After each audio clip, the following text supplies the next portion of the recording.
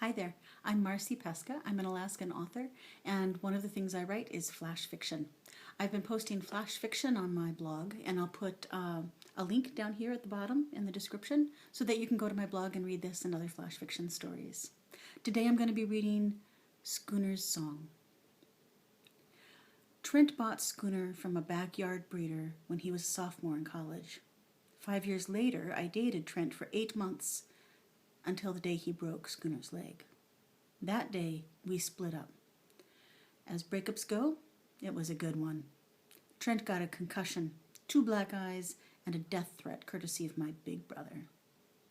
While I got a protective order, a $500 vet bill, and 110 pounds of stick-obsessed, cat-chasing, beer-fetching black lab. Schooner and I had a deal. For my part, I promised to make sure nobody ever hurt him again. I promised to never ask him to bring me a beer, and I promised to throw sticks for him every single day for the rest of his life. Even when they were covered in slobber, even when they were almost as small as toothpicks.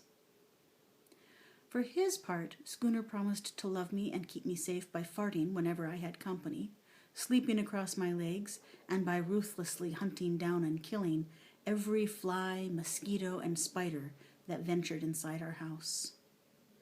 There wasn't anything I wasn't willing to do for that dog. Special food? He got it. Walks in every kind of weather? You bet. Play dates with other dogs? Dog-oriented vacations? Toys, treats, personalized collars, his own sleeping bag for camping, specialty shampoos, and holiday photos with Santa.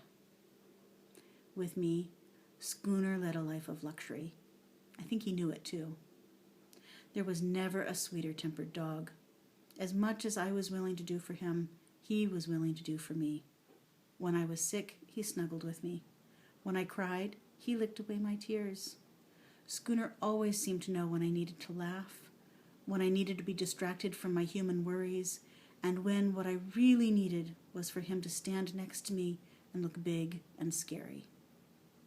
Only one thing marred our otherwise perfect relationship. Schooner had a terrible singing voice, and he loved to sing. He sang when I listened to the radio. He sang when I played an album. He sang along with the TV, the doorbell, ambulance sirens, and the ringtones on my phone. Schooner even sang when I hummed under my breath. Schooner could no more hold his peace than he could carry a tune. I tried listening to my favorite music on headphones, but Schooner had keen hearing and sang along. I tried putting him inside my car, inside the garage, when I watched TV, but Schooner knew, and he howled along to the nightly news with as much dissonant cacophony as he did when I tried to watch a classical musical. I tried teaching Schooner to sing on command, which he seemed to enjoy. Then I tried teaching Schooner to stop singing at my command. He refused.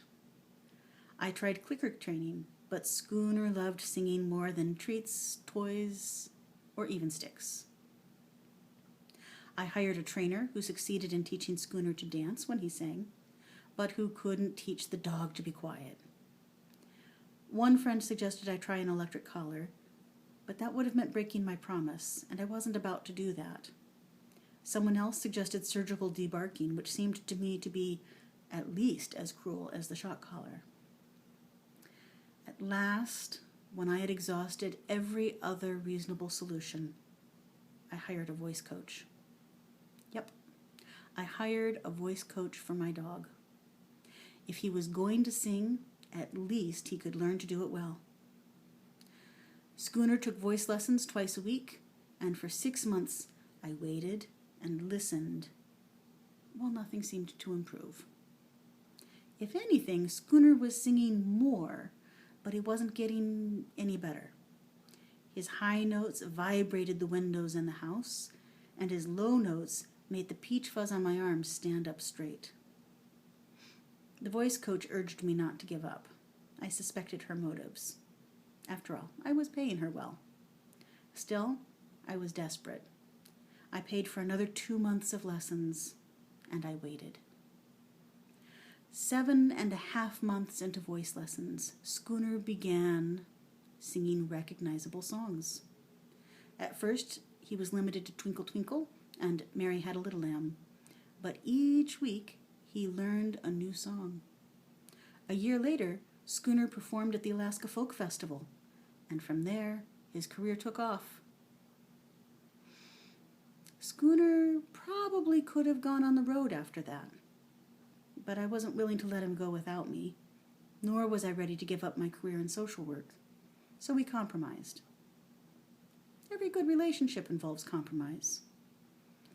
We stayed in Juneau, where Schooner recorded a new CD once a year and played local gigs twice a month, while I continued my 9-to-5 job. It was a good life. And while Schooner never did stop singing along with the TV and the radio, I learned to live with his passion for music. Thank you for listening to me read this story, Schooner's Song. Please take a look at the links down below in the description. I have a link to my books, which are for sale on Amazon, and I have a link to my blog where there's a lot more flash fiction like this one, and I even have a link to my website. Please feel free to join me on Facebook or Twitter, where I hang out a lot, and I hope you have a fabulous day. Thank you so much.